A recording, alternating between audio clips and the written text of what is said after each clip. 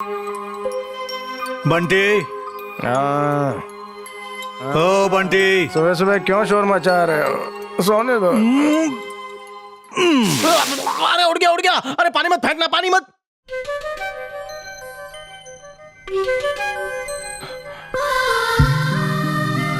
बेटा ज्योति, तुम्हारा भाई अब तक सो रहा है या उठ गया? भैया वो तो कब के उठ गए।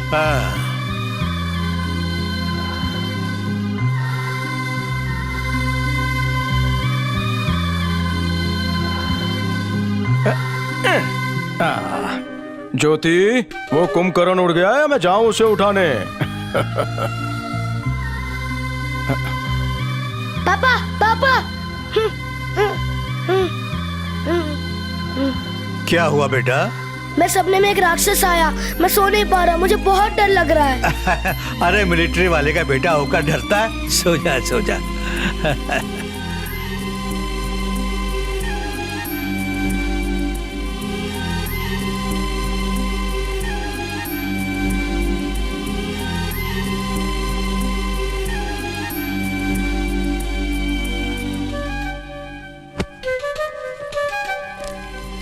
प्यारे बंटी, आज युद्ध में भारत की जीत हुई। मैं नहीं, लेकिन तुम तो सरहद पर हो। बहुत गर्व की बात है। बॉर्डर पर तुमने मौत का तांडव देखा है। मौत का डर सबको सताता है। डर फर्ज को निभाने से रोकता है। जिस दिन डर पे विजय पालोगे, हर युद्ध जीतोगे। मौत पे विजय पाने का मतलब लंबी उम्र जीना नहीं होता, बल्कि हंसते हुए हर दिन मौत को एक नई चुनौती देना होता है, चाहे कोई भी परिस्थिति हो। कभी हिम्मत मत हारना, चेहरे की मुस्कान कभी मत खोना। हंसते हुए तुम बहुत अच्छे लगते हो। तुम्हारी बहन की जिम्मेदारी अब तुम पर है। तुम्हारा पापा। पापा, कहाँ है मेरा हीरो? तुम्हारी चमेली आ गई, मेरा डैशिंग हीरो बंटी। कहाँ है बंटी? ओ मेरी ननद, कहाँ है मेरा पति परमेश्वर? उसको बुलाओ, मैं आ गई हूँ। ज्योति, आखिरी बार जब मैं उनसे मिली थी वो तो बिल्कुल ठीक थे ना? फिर ये कैसे हो गया? Heart attack. क्या कहा? Heart attack? इतने फिट आदमी को हार्ट अटैक कैसे हो सकता है? इस गांव में एक से एक फालतू स्टूपिड लोग भरे पड़े। उनके बजाय भगवान ने इन्हें क्यों बुलाया? वो गधा सरपंच, आइडियाज का सेल्समैन अप्पू राजा, नहीं तो उस पाखंडी पंडित को यह हार्ट अटैक आ जाता। अपने बेटे की शादी किए बिना कैसे चले गए?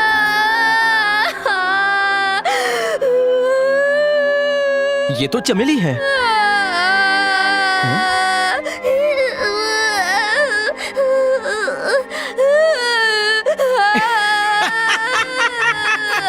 अभी तक वैसी ही रोती है तू। अपना होलिया तो देख, सर पे गुलदस्ता उगाने की आदत गई नहीं तेरी? कितनी जिद्दी थी, बचपन में लॉलीपॉप चूसती थी, किसी को नहीं देती थी। ए, ड्रामा बंद कर। कितना आंसू टपकाती है? मैं टपका रहा हूँ? काय को रोती है? पापा ने हंसने को कहा है। फिर ये धारा काय को? ये आंसू बहुत ही कीमती है। एक आंसू 1 करोड़ रुपए का है। इन्हें जमीन पर गिरने मत दो, वरना हम सब दुखी हो जाएंगे। अगर तुम इसी तरह रोती रही तो पिताजी खुश नहीं होंगे। क्या जवाब दोगी तुम उन्हें? अगर तुम चाहती हो कि उनकी आत्मा को शांति मिले तो तुम्हें हमेशा खुश रहना होगा। तुम्हारी शादी की जिम्मेदारी मुझ पर सौंपी है। चल बता, तुझे कैसा पति चाहिए? बड़े कद्दू की तरह गोल मटोल या छोटी भिंडी की तरह स्लिम ट्रिम? मैं इनसे नाराज। क्यों? सपने में इसकी शादी का जिम्मा तुम्हें दिया, वो तो ठीक है, लेकिन मेरे बारे में तुम्हारे सपने में कुछ भी नहीं कहा इन्होंने तो। सपना? कौन सा सपना? कि तुम मुझसे शादी करोगे। हाँ, अंकल का सपना था कि उन्हें मुझ जैसी सुशील शर्मीली बहू मिले, पर वो पहले ही चल बसे। पापा को डरावने सपने आते थे, पर इतने डरावने भी नहीं। हर मर्द की इच्छा होती है कि उसकी औरत से शादी हो, किसी बंदरिया से नहीं। बिल्कुल करेक्ट बोला तुमने। मैं लड़की नहीं हूँ, मैं तो एक औरत हूँ। एक भरपूर हसीन औरत, एक जलती चिंगारी, जवानी के शोले भड़का दूंगी। एक हसीन सपना, मेरे पास आ जाओ, तुम्हारी जवानी की भूख मिटा दूंगी।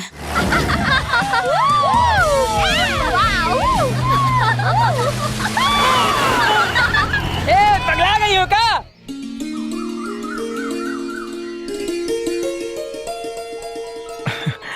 हरा रंग देना। ये लो। डिजाइन तो मस्त है यार। अरे अरे पीछे पीछे पीछे बहना ने क्या मस्त डिजाइन बनाया यार, फर्स्ट प्राइज मिलेगा। इतनी अच्छी नहीं बनी ना। अरे ज्योति, ये तो वर्ल्ड क्लास डिजाइन है, इसके साथ सेल्फी तो बनती है। ये मोबाइल है क्या? अरे बाजू।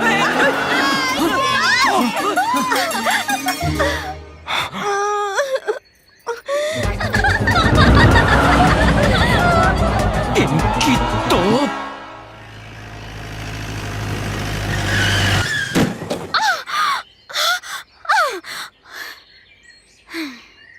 बजाओ और बजाओ।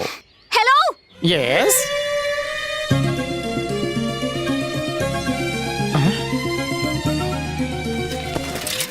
भैया भैया क्या हुआ भैया? अंजलि की बच्ची।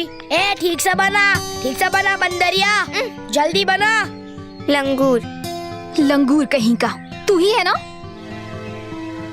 ए चिड़ियाघर की चिंपांजी, मैं ही हूँ। डिंग डोंग रंगोली बनाएगी या नहीं? नहीं बनाऊंगी। रंगोली बनाएगी या नहीं बनाएगी? I said no. बोलो पी फॉर पंचर। चलो स्पेलिंग बोलो। हवा निकालो। Hey stop. हृदय परिवर्तन। ठीक है, बनवा दूंगी अपने घर के सर्वेंट से। अपना हाथ जगन्नाथ मर्दों का रूल होता है, तो अपने हाथ का कमाल दिखाओ। नो। एस फॉर स्क्रैच लगाओ। हे रुक जाओ। रुक गया। मैं बनाती हूँ। कमर झुका और शुरू हो जा। ये संभल कर बैठ जा। कलर्स देना।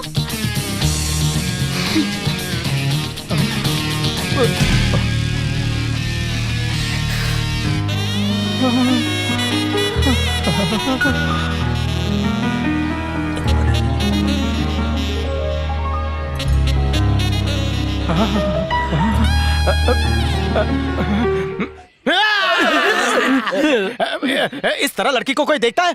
आज के लिए इतना काफी है। अपनी चाबी उठाओ और यहाँ से चलती बनो। ऐसे ना मुझे तुम देखो, सीने से लगा लूंगा। चल निकल। हे इडियट। जानू कहकर बुलाओ ना बेबी।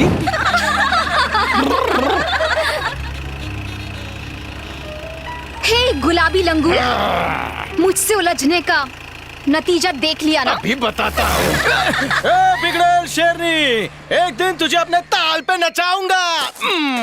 आपका शुभ चिंतक होने के नाते आपको बस यही सलाह दूंगा, इस सड़क के लिए अपना पैसा जाया क्यों कर रहे हैं? अपने ससुर मिनिस्टर जी को बस कह के टेंडर से सरकारी खर्चे पर सड़क बनवा लीजिए, सारा काम फ्री में हो जाएगा।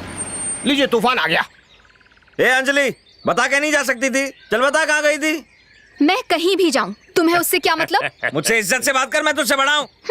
भैया, इसे आप अच्छे से समझाइए। एक फटकार में बात समझ नहीं आती। इसे घोड़े और गधे में फर्क पता होना चाहिए। घोड़े और गधे में क्या फर्क है? अरे शेरू जी, इतना तो जानते हैं ना कि घोड़े और गधे दिखने में कजिन ब्रदर लगते हैं, लेकिन घोड़े रेस जीतते हैं और गधे दिन भर वजन उठाते रहते हैं, बस यही फर्क है। अच्छा जीजा जी, मैं घोड़ा हूँ या फिर गधा? बिल्कुल गधा ही है। ऐसा अंजलि ने कहा। वहाँ देखो, एमआरओ साहब आ गए। आइए आ आइए। जाओ। तो तुमने सड़क के लिए सारे खेत खरीद लिए ना? सारे खेत खरीद लिए वेरी हैं, गुड।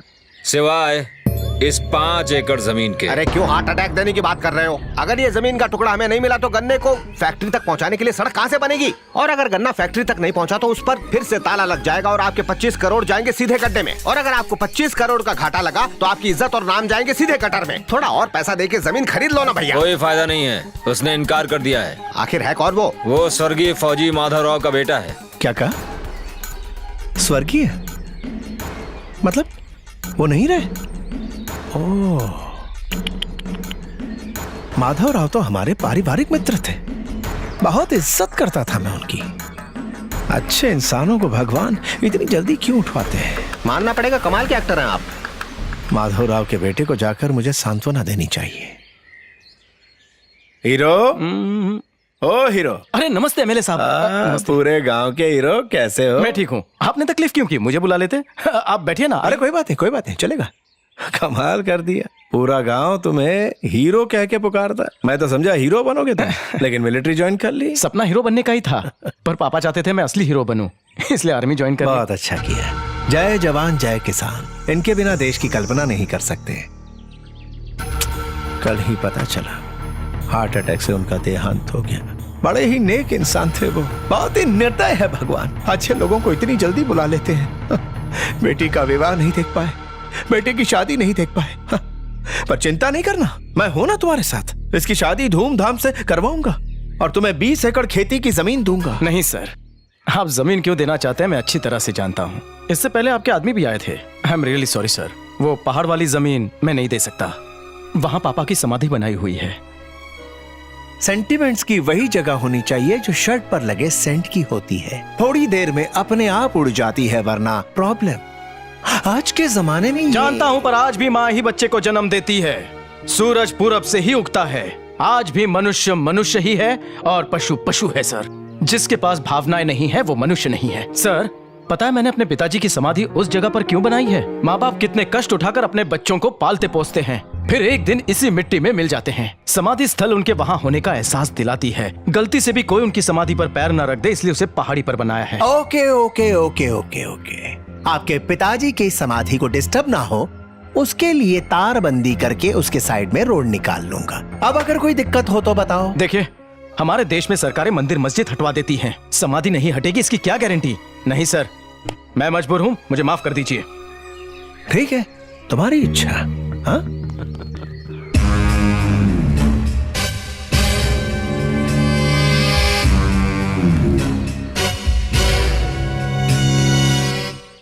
बंटी, क्या तुम अपनी जमीन उसे बेच रहे हो? चाचा, एक ही बात मुझे कितनी बार समझानी पड़ेगी, मैं किसी को जमीन नहीं बेच रहा हूँ। ये जमीन बिकाऊ नहीं है। कम से कम आप लोग तो समझने की कोशिश कीजिए। जहाँ पिताजी की समाधि बनी है वो जमीन मैं नहीं बेचूंगा। बहुत अच्छी बात है, हम यही चाहते थे। उधर के सारे खेत एमएलए ने खरीद लिए, मगर जब तक उसे तुम्हारी जमीन नहीं मिलेगी, ना रोड बनेगी और ना ही उसकी फैक्ट्री चालू होगी।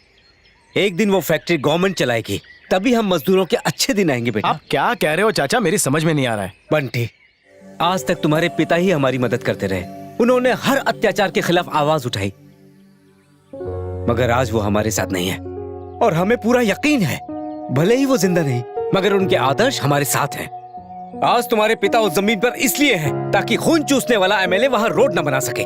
वो हमारे भगवान है। ओहो, जमीन हड़पनी है उसे? ओके, पिताजी की जमीन उसके बाप की जागीर है क्या?